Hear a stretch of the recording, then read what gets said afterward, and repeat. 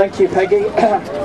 Brothers and sisters in struggle, comrades and friends, I'm not going to talk too long this week, but what I would say to you right from the start is that we have come here today not simply to express our sorrow over the horrific bombardment of Gaza, and not simply to express our anger, but we have also come here today to fight back. And there are many ways in which we, in the city here of Edmonton, can fight back. And our problem is, and what we have to remember, is that when the bombardment of Gaza is no longer on prime time television, when other things have come onto the news, our real work then begins. Because the struggle against the apartheid regime in Israel is a long-term struggle. And we have amongst us the most important weapons, the most important peaceful weapons that can ultimately bring us to triumph and to ultimately support the struggle of Palestinians for their legitimate rights. And those two weapons we have is the weapon of truth and the weapon of solidarity. The weapon of international solidarity of the peoples of the world who, despite their governments, are outraged by the barbarism and by the sadism that the Israeli government has unleashed on Gaza. So I am here today, in the few minutes I have, to talk to you about the question, what can we do? And there is much, much that we can do. Over 30 years ago, before many of the young people in this audience were even born, we had a movement in Edmonton called the Free Southern Africa Committee Movement.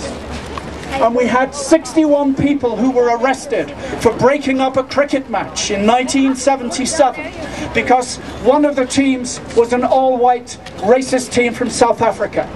The cops arrested us, they held us for 3 days. They charged us with obstruction of a police officer and criminal trespass. But listen to this. The next year, the city of Edmonton was planning on hosting the Commonwealth Games. And it was very embarrassed that such media attention had been given to the presence of a white racist cricket team. And so the city of Edmonton hurried to dismiss all the charges against us. There were no convictions. And we came out 3 days later triumphant because, like a pebble which had been thrown into a pond, the ripples of our single action in Edmonton had rippled into the international press. And African countries and Caribbean countries in particular said, if Canada allows racist cricket teams or sporting teams to come to Edmonton, we will boycott the Commonwealth Games. And it's then, as an anti-apartheid movement, we realised what power we have. We can bring down the Commonwealth Games, and in the same way, we have a long tradition of anti-apartheid struggle in Edmonton, and we move on now that the issue of South Africa is beyond. We now struggle against apartheid in Israel, and we have the history, we have the commitment and the passion to form that struggle just as well as we did in the 1970s. So what are the weapons we can use? The first ones are political. We can demand of our government that Canada reinstates the arms embargo on Israel, that our companies in Canada do not manufacture parts for Israeli weapons, and we do not allow Israeli businesses to come into Canada and sell us their weapons.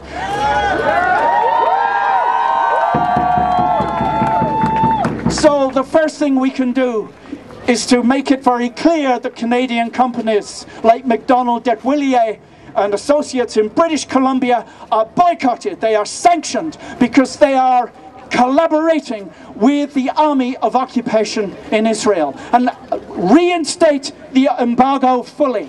That is our first demand.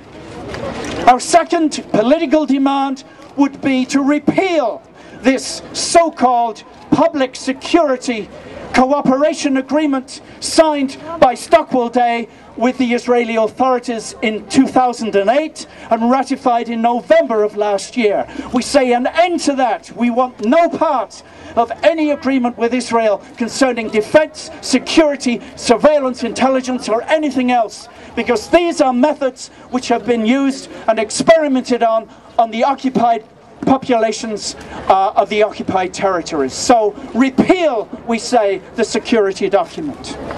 The third thing we need to do is to petition our government and say we want an end to the special preference, trading preferences given to Israel. In 1997, Canada signed the Canada-Israel Free Trade Agreement. We demand that that be ended. We demand an end to special privileges for Israeli companies.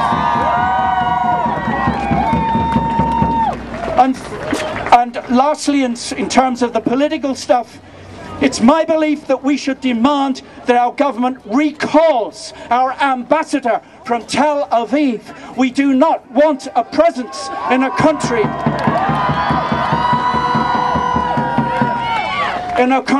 run by sadistic thugs, as we have seen. Recall our ambassador.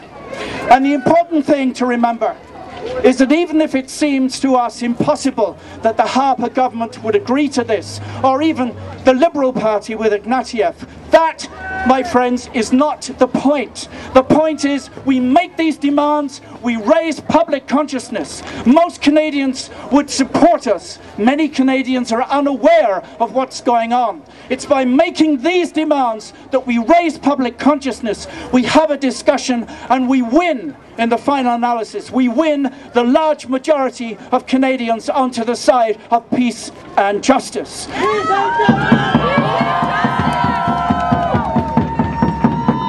What else can we do to fight back? What else can we do to show solidarity with our brothers and sisters in the Gaza? As far as trading with the enemy is concerned, there are many things, and we have to research, we have to know what we are talking about.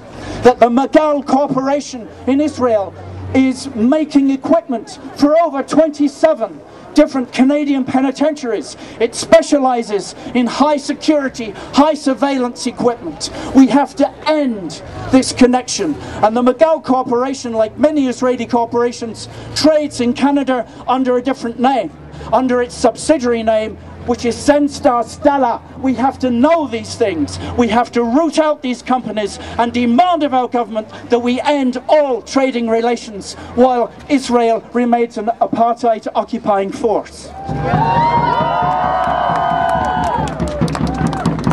I think last week I briefly mentioned, and I will repeat, that there are also Canadian companies which are in the arms business with Israel.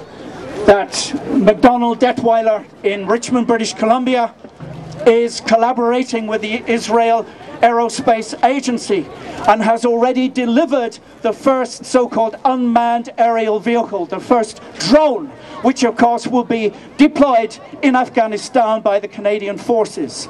We have to insist that this is an immoral and an illegal connection. An end to the arms trade, an end to the arms trade right now. And then finally, as far as the economic connections, there are many connections which many Canadians don't know about. How many people know that the diamond company, Abner Company in the Northwest Territories, sells special diamonds to the Waldman Company in Tel Aviv? And in Israel they refer to these diamonds from the Canadian North as Arctic love diamonds. We need to put an end to the diamond trade. We need to impose sanctions on Canadian companies which do business with Israel or with Israeli companies. We need to put an end. And the last example of our trading links, and this is an important one, is the Ormat Company, an Israeli company which does business in Canada under its subsidiary called Opti Canada, is a major company in the Athabasca oil sands. It operates what is known as the Long Lake Project, about 40 miles outside of Fort McMurray. This is a very strategic important issue for Israel to become involved in the production of oil as a geothermal company. We need to raise these questions to draw attention that even in the province of Alberta, we have Israeli companies which support the occupation doing business right here. In addition to the economic links, there are cultural links. How many people know that the government of Manitoba in 2006 entered into an agreement with the Minister of Agriculture from Israel on a water conservation project? We have already tried to raise money to send back to Israel for research on water conservation. For those of us in the movement know that much of the water used by Israelis is stolen from the West Bank, is diverted from the Palestinian people and only allowed to be used either by Israeli settlers in great amount and a very small amount left over for Palestinians. We should question and put to an end these bilateral agreements between provinces and the State of Israel. And also importantly, we need to reach out to our own Aboriginal people, because the government of Israel has paid for several trips in which it has hosted delegations for First Nations communities showing the Aboriginal people how the Israelis have preserved their language. So we need to bring in the First Nations people to our struggle, and in return we need to recognize their struggle here in Canada for the violation of their treaty rights and for the outstanding land claims that have never been dealt with and resolved. We welcome the Aboriginal people of Canada. Their struggle is the same as the Palestinian people as well. So in conclusion, what else can we do? We can do many other things.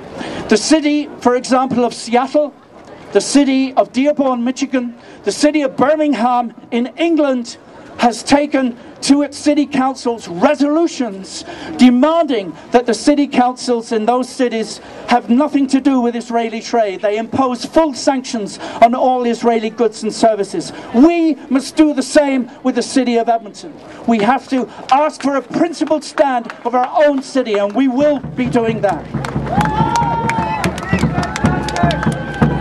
At the same time, peace and justice. Peace and justice. Peace and justice. Peace and justice. Peace and justice. Peace and justice. Peace and justice. And my final concern is that not only can we impose trading sanctions and barriers, but we can also reach out to Palestinian cities and universities and colleges. We can organize to be twinned. We can ask that the city of Edmonton be twinned with the city of Gaza. We can establish links to show our solidarity. The University of Alberta can ask to be twinned to universities in the occupied territories. We should be doing that as well. So in conclusion, brothers and sisters, there is much that we can do to fight. The Edmonton Committee, the Edmonton Coalition Against War and Racism is holding a meeting next Tuesday night at 7 o'clock at the International Hostel on 81st Avenue and 106th Street. You are welcome to come. We will be discussing plans for the ongoing struggle to fight back against the barbarism in Gaza. Thank you.